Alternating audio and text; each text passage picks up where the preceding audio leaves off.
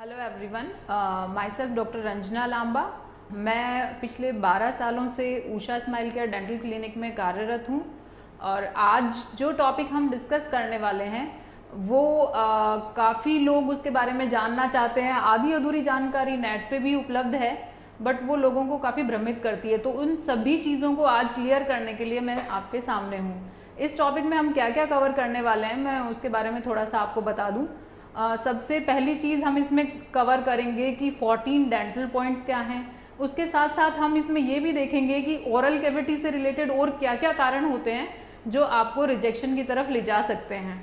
उनमें permanent rejection भी शामिल है। तो बेटर है कि आप अपने डेंटल उसके लिए एग्जामिनेशन के लिए जा रहे हैं उससे पहले ये पूरा वीडियो देख के जाएं और खुद अपने आप इवेलुएट करें, एग्जामिन करें खुद को कि उनमें से कोई कारण आपको तो रिजेक्शन की तरफ नहीं ले जाएगा। सबसे पहले हम डिस्कस करने वाले हैं 14 डेंटल पॉइंट्स के बारे में कि जो अपने को एग्ज़ाम क्लियर करने के लिए बेसिकली चाहिए रहते हैं। वो 14 डेंटल पॉइंट्स हैं क्या? तो इसके लिए आपको क्या करना है, सबसे पहले अपने फेस में मिड लाइन क्रिएट करनी है और दो हिस्से में डिवाइड कर देना है, नोज से लेके बीच तक। जो ये अपने बड़े आगे के दांत हैं उनको हाफ हाफ हिस्से में डिवाइड कर देना है। फिर यहाँ से जो आपका राइट और लेफ्ट पार्ट होगा उसमें से कोई भी एक पार्ट से आपको शुरू करना है काउंटिंग करना। ये अपना central incisor, lateral incisor, canine, फिर आते हैं दो प्रीमोलर, फर्स्ट प्रीमोलर और सेकंड प्रीमोलर। इसके पीछे आ जाते हैं मोलर्स, उनको हम बाद में डिस्कस करेंगे। सबसे पहले जो अपने एंटीरियर टीथ हैं जिनके पॉइंट्स हैं उनको अपन डिस्कस करते हैं। तो अपना जो सेंट्रल इंसाइजर होता है उसका मिलता है एक पॉइंट, लेटरल का एक पॉइंट, कैनाइन का एक पॉइंट, फर्स्ट प्रीमोलर का एक पॉइंट और सेकंड प्रीमोलर का एक पॉइंट। बट वो पॉइंट हमें मिलता कब है? वो पॉइंट हमें तब मिलता है जब अपना सेंट्रल अपर इंसाइजर और नीचे का इंसाइजर दोनों हेल्दी हैं और प्रॉपर पोजीशन में मिल रहे हैं। अगर इनमें से एक भी टीथ अनहेल्दी है तो हमें वो पॉइंट नहीं मिलेगा। चाहे हमारा ये टीथ हेल्दी है, ये नहीं है, तो भी हमें वो पॉइंट नहीं मिलेगा। हमारा कंप्लीट पॉइंट उसमें से डिडक्ट हो जाएगा। सेम ऐसे ही हमें अपने जो ये 5 टीथ हैं इनको इवेल्युएट करना है, 3 ये और 2 प्रीमोलर्स, कि हमारा ये हेल्दी है, नीचे वाला भी हेल्दी है तो हमारा एक पॉइंट हो गया प्रॉपर। ये भी हेल्दी तो हमारे 2 पॉइंट्स, ऊपर का ये, नीचे का कैनाइन 3 पॉइंट्स, अपर फर्स्ट प्रीमोलर और लोअर फर्स्ट प्रीमोलर दोनों हेल्दी तो 4 पॉइंट्स, और ये भी हेल्दी है तो हमारा हो गया 5 पॉइंट्स। ठीक है, तो इस तरह से आपने इस साइड का इवेलुएट कर लिया एंटीरियर पोर्शन का 5 पॉइंट्स। अगर इनमें से एक भी अनहेल्दी है तो हमें ध्यान रखना है, अगर ऊपर या नीचे का एक भी अनहेल्दी है तो हमें एक भी पॉइंट नहीं मिलेगा उस पर्टिकुलर टीथ का। अब आते हैं पीछे के मोलर्स में। मोलर्स को जैसे इनको हमने एक एक पॉइंट दिया है, मोलर्स को 2 पॉइंट्स मिलते हैं। तो यहाँ पे अपने जनरली अगर हम देखेंगे तो ज़्यादातर लोगों को 2 ही मोलर इरप्टेड रहते हैं, जबकि काउंटिंग में हमारे तीनों मोलर्स आते हैं, जिसको हम अक्कल जाड़ या विजडम टीथ बोलते हैं। वो हमारा 3rd मोलर होता है। फर्स्ट मोलर, सेकंड मोलर और 3rd मोलर जनरली प्रेजेंट नहीं रहता है, या बहुत कम लोग होते हैं जिनमें वो प्रेजेंट रहता है। कई बार वो आधा उगा हुआ रहता है और कई बार वो उगा हुआ भी नहीं रहता। जो लकी लोग होते हैं आपके आर्मी के या इसके मेडिकल के पॉइंट ऑफ व्यू से देखें तो उसमें वो टीथ इसकी तरह ऊपर नीचे का इरप्टेड रहता है और उसके हमें 2 पॉइंट मिलते हैं। तो अभी हमने 5 पॉइंट ये काउंट कर लिए थे। फिर आते हैं मोलर की तरफ, तो ये 2 पॉइंट, अगर ये टीथ भी और ये टीथ भी हेल्दी है ऊपर और नीचे का तो हमें मिलते हैं 2 पॉइंट। ये भी हेल्दी है, ये भी हेल्दी है तो हमारे हो जाते हैं 2 और 2 4 पॉइंट। सेम अगर हमारा 3rd मोलर भी इरप्टेड है तो हमें मिल जाते हैं 6 पॉइंट।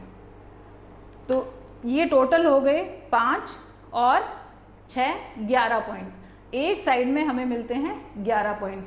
सेम इसी तरह से आपको अपोजिट साइड को भी कैलकुलेट करना है। तो 11 इस साइड के और 11 इस साइड के, टोटल होते हैं 22 पॉइंट, और उनमें से हमें चाहिए रहते हैं बेसिकली 14 पॉइंट्स। तो अगर आपके विजडम टीथ नहीं भी है तो डरने की ज़रूरत नहीं है, हमारे 14 पॉइंट्स तो भी क्लियर हो जाएंगे। अभी इसके अलावा हमें टीथ में क्या क्या देखना है, आपने ये चीज़ कैलकुलेट कर लिया, अभी आपको और क्या क्या देखना है जो आपको रिजेक्शन की तरफ ले जा सकता है। आपने कैलकुलेट किए सारे टीथ, उसके बाद आपको देखना है कि जो आपके ये टीथ हैं इनमें कहीं कैविटीज़ तो नहीं है। जैसे कि इस मॉडल में मैं आपको दिखाती हूँ, आपको ऊपर की सरफेस पे इस तरह देखना है कि कोई ब्लैक पॉइंट है कहीं भी, तो वो आपका पॉइंट कट कर देगा। उसमें आपको अगर एंटीरियर किसी दांत में कैविटी है, जैसे यहाँ कहीं किसी टीथ में काला छेद है, यहाँ है, तो आपको एक भी पॉइंट नहीं मिलेगा, चाहे नीचे वाला आपका हेल्दी है बट ऊपर वाले में कैविटी है, या ऊपर वाला हेल्दी है नीचे वाले में कैविटी है, तो आपको एक भी पॉइंट नहीं मिलेगा, वो पॉइंट आपका कट हो जाएगा। ठीक है, तो सेकंड चीज़ जो आपको इवेलुएट करनी है वो है कैविटी। इसी तरह से अब थर्ड जो पॉइंट आता है वो आता है पेरियोडोंटल कंडीशन। पेरियोडोंटल कंडीशन में हम क्या देखते हैं, जो हमारे दांत हैं उनके जो मसूड़े हैं वो सारे पिंक कलर के और हेल्दी होने चाहिए, कहीं भी सूजन या कचरा जमा हुआ नहीं होना चाहिए। अगर ऐसा होता है कि यहाँ पे डिपोजिशन है, दांतों के ऊपर कचरा जमा हुआ है, पीलापन है, ठीक है, तो वो भी आपको टेम्परेरी रिजेक्शन करा सकता है और आपको डेंटल पॉइंट मिल सकता है। ठीक है, तो सेकंड चीज़ जो आपको ध्यान रखनी है वो है, जिसको जनरल अपन भाषा में पायरिया भी बोलते हैं, ऐसी कोई कंडीशन है तो वो भी अपने को इवेलुएट करनी है। उसके बाद में जो दूसरे पॉइंट्स आते हैं वो हैं कि आपकी जो माउथ ओपनिंग है, आपका जो मुंह खुल रहा है वो कितना खुल रहा है। ये जो अभी तक डिस्कस किए थे वो डेंटल पॉइंट्स थे, अभी हम आ रहे हैं हमारी ओरल कैविटी की ओवरऑल कंडीशन की तरफ कि जो और चीज़ें हैं जो आपको रिजेक्शन दिला सकती हैं वो क्या क्या हैं। तो उसमें है माउथ ओपनिंग। अगर आपकी माउथ ओपनिंग 3 फिंगर्स, अपनी 3 जो उंगलियां हैं ये पूरी नहीं जा रही हैं तो भी आपको रिजेक्शन मिल सकता है। मान लो आपकी 2 उंगलियां मुश्किल से जा रही हैं तो आप अपना डेंटल जो टेस्ट है वो क्लियर नहीं कर पाएंगे और आपको उससे बाहर निकाल दिया जाएगा। तो जाने से पहले आपको ये भी सेल्फ इवेलुएट करना है कि आपकी 3 फिंगर्स प्रॉपरली ओरल कैविटी में जा रही हैं या नहीं जा रही हैं।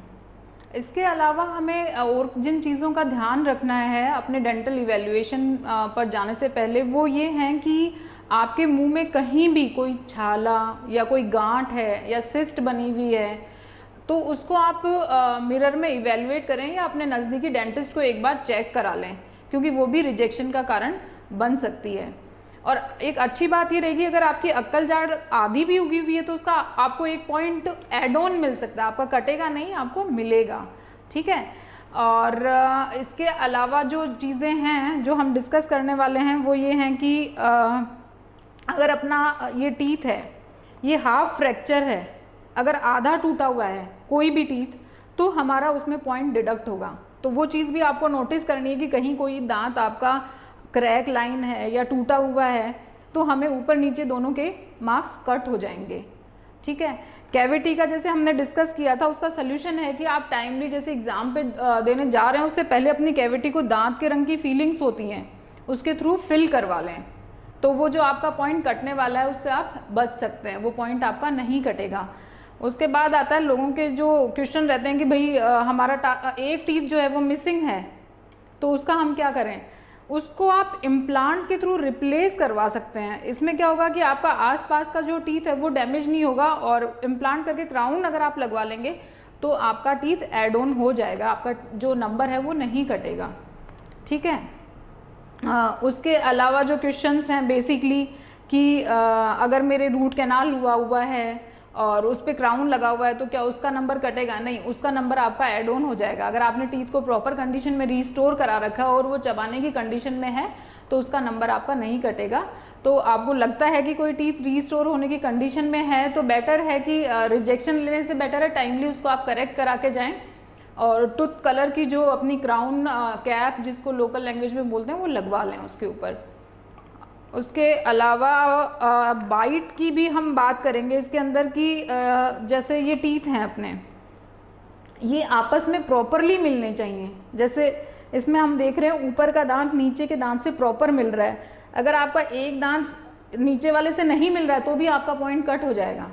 तो आपको ओक्लूजन का भी ध्यान रखना है। इसमें जो टीथ हैं आगे के टीथ हैं क्रॉस बाइट के बारे में जो आपका सवाल आता है बार बार कि क्रॉस बाइट क्या चीज़ है, तो क्रॉस बाइट अपनी बेसिकली ये होती है, जैसे नीचे के दांत हैं इस मॉडल में आप देखेंगे तो ऊपर के दांत थोड़े से बाहर हैं और नीचे के दांत इसके जस्ट नीचे हैं, तो ये नॉर्मल बाइट है, ठीक है। क्रॉस बाइट में इसका अपोजिट हो जाएगा, ऊपर के दांत तो अंदर होंगे और नीचे के दांत बाहर की साइड होंगे, तो वो भी आपको रिजेक्शन की तरफ ले जाएगा। सेम कंडीशन, ये तो एंटीरियर की बात की हमने, पोस्टीरियर में भी ऐसा हो सकता है, जैसे इसमें अपने को दिख रहा है ऊपर के दांत थोड़ा सा बाहर हैं और नीचे के दांत अंदर हैं। अगर इसका अपोजिट होता है, ऊपर के दांत अंदर हैं नीचे के बाहर हैं, तो भी रिजेक्शन होगा। तो ये ट्रीटेबल कंडीशन है आप, बट ये टाइम कंज्यूमिंग है, तो ये चीज़ आप जब एग्ज़ाम की तैयारी कर रहे हैं तभी नोटिस करें और तभी ट्रीटमेंट शुरू करा दें। ये नहीं कि जस्ट आप एग्ज़ाम देने जा रहे हैं और उससे पहले कि मैं मेरे 1 महीने में या 15 दिन में इसको करेक्ट कर दो, वो चीज़ें पॉसिबल नहीं है। तो टाइमली आप इनको सॉल्व कराएं और ट्रीट कराएं, ठीक है। उसके अलावा एक चीज़ और होती है ओपन बाइट। जब आप अपने पीछे के दांत मिलाते हैं तो आपके आगे के दांत नहीं मिलते हैं, इसको हम ओपन बाइट बोलते हैं। ये भी ट्रीटेबल कंडीशन है और अगर ये आप ट्रीट नहीं करा के जाते हैं तो भी रिजेक्शन के चांसेस हैं, ठीक है। तो इसको भी आप टाइम रहते करेक्ट करा लें और नोट कर लें कि ऐसा कुछ है क्या, ताकि आपका रिजेक्शन ना हो। अगर आपको मेरा वीडियो अच्छा लगा हो तो प्लीज़ इसको लाइक करें और ऐसे ही और वीडियोस देखने के लिए मेरे चैनल को सब्सक्राइब करें। Thank you so much for watching. और एक और बात, अगर आपको कोई भी क्वेरी हो, कुछ क्वेश्चन हो आपके दिमाग में जिसको आप जानना चाहते हो कि ऐसा है, तो उसको आप कमेंट बॉक्स में मुझे बता सकते हैं। मैं जल्दी से जल्दी उनका सल्यूशन और आंसर देने की कोशिश करूँगी। Thank you so much once again.